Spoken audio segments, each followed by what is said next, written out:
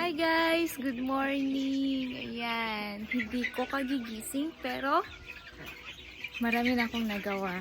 Ngayon, magba-vlog tayo kasi etong mga chikitings, ayan, iba-vlog ko sila mamaya kasi pupunta na sila sa bago nilang amo. So, tignan nyo to. Hindi to, sinadya po talaga namin na hindi tanggalin to kasi it's a protection also. So, mga kaki, itong mga ganito, wag nyong tanggalin. Yung mga ganyan-ganyan kasi yan yung mga nagtatrap ng mga lamok. So, wag kayong masyadong malinis. May mga benefits din yung pagiging Charminized. Yan. So, hi mga kamanok. So, ito po yung mga yung 4th batch na pinost namin noon. Yan sila. Dapat, everyday, meron tayong bagong kaalaman. Diba, kapag group of fish, ang tawag nila doon is School of Fisheries. School of Fisheries, School of Fish. Yung connection doon sa una kong tanong is, paano naman kapag manok? Maraming manok, maraming group of manok. Ano yung tawag doon? So, ang tawag doon is, of course, School of Chicken. So, ito, meron kaming paaralan dito. So, first, we have the kindergarten. Ito sila. Hi! Ayan, di ba? Di ba pag mga kindergarten, guys, is maliliit at ang cute nila. So, ito, ang cute nila, oh. Ang cute. So, itong batch na to is mas maraming black. And ito naman is yung elementary school of manok. So, ayan. Ayan na siya. Tignan natin. I am opening the door. This one. The door is like this one. This is the lock. And this is the hook. So, yung lansa dyan. So, tignan natin yung elementary school. Hi, class! Good morning! Ayan. Sobrang busy nila, guys. Ayan, tutuka-tuka. Alam niyo naman, pag elementary school, sobrang carefree nila. Ayan. Tignan nyo. Itong batch naman na to is mas maraming RIR. So, mas maraming brown. Ganyan. So, depende lang talaga. Pag magra-graduate na sila, bibigyan natin ng mga pangalan like class magiting, class matatag, class malusog, ganon. So, tingnan na lang natin sa graduation nila. And this one are the, ayan, college na to. Yung mga college, di ba, iilan na lang yung natitira. Minsan, kung titignan nyo, tatlo lang sila. Isa, dalawa, tatlo.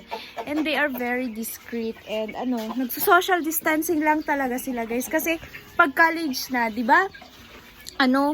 May isip-isip na yan. So, very careful sila. Ayaw nilang ma-COVID, guys. Kaya nagso-social distancing. Gusto pa nga nila mag-mask, kaso lang walang pang-mask. Yung mga manok! Sinipit-dak! So, ayan guys. Ayun lang yung School of Manok natin. Mamaya, meron pa palang annex. May annex po tayo na school. So, pupunta tayo doon. So, parang test na lang, ganun. So, ayan. Abang-abang na lang kayo guys. And, I want to say hi to our principal. Hi sis! Say hi! Hi. Hi, Yeah. Steve. Yeah. Sige guys, magbibit-bit na ako ng ganito. So, hindi lang ako nag-vlog, nag-a-assist din ako tayo sa principal natin. Hi guys! Good morning! Happy? Ending. Nagalag kayo sa... Sige. So, di ba guys, na-discuss ko na kanina napakita ko na kanina yung School of Manok natin kanina, yung part 1. Yung part 1, yun po yung private school natin. Sobrang sensitive ng mga manok doon. So, dito, yung ipapakita ko ngayon is Public School of Chickens.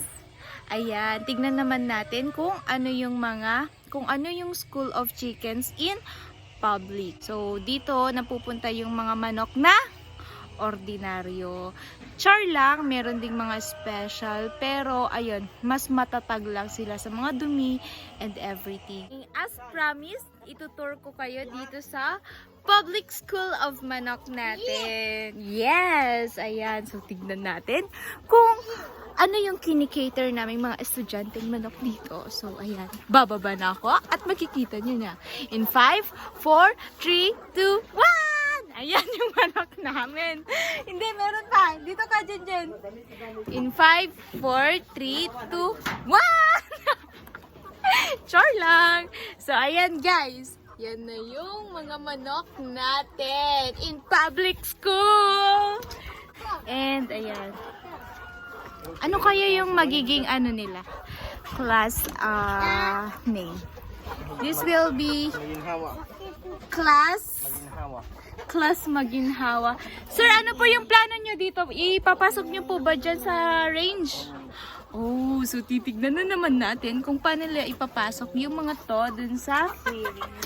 So, ayan. FYI guys, hindi namin sila binebenta kasi trine-train pa namin sila. Ayan, dito sa eskwelahan namin. Eto guys, since public school to, iisa lang yung ano nila. Walang elementary, high school na lahat sila. Ayan. Di ba ang gaganda, ang gugwapo nila kasi nagbibinata na yung mga yun.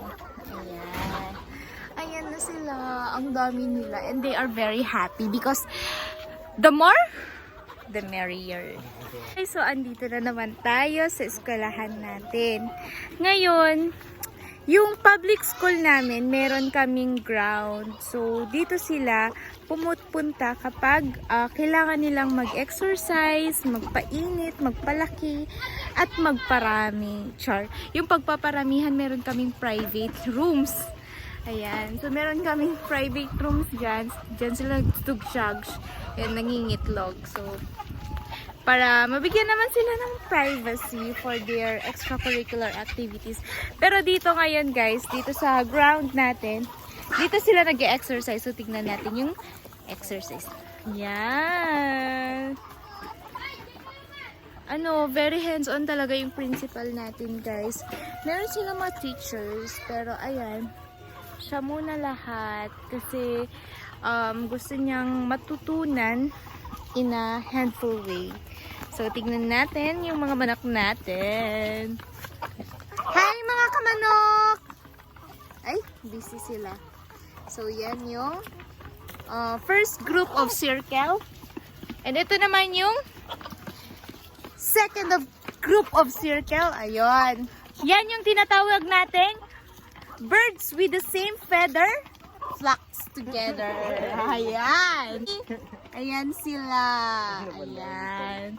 So, yan guys. And we have also here yung mga extroverted chicken. So, yung mga extroverted chicken natin guys, ayun, kaya nilang makipaghalubilo kahit anong breed. So, ito yung RIR natin.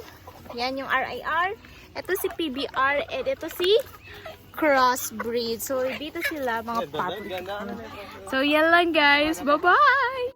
Please like and subscribe. Bye guys!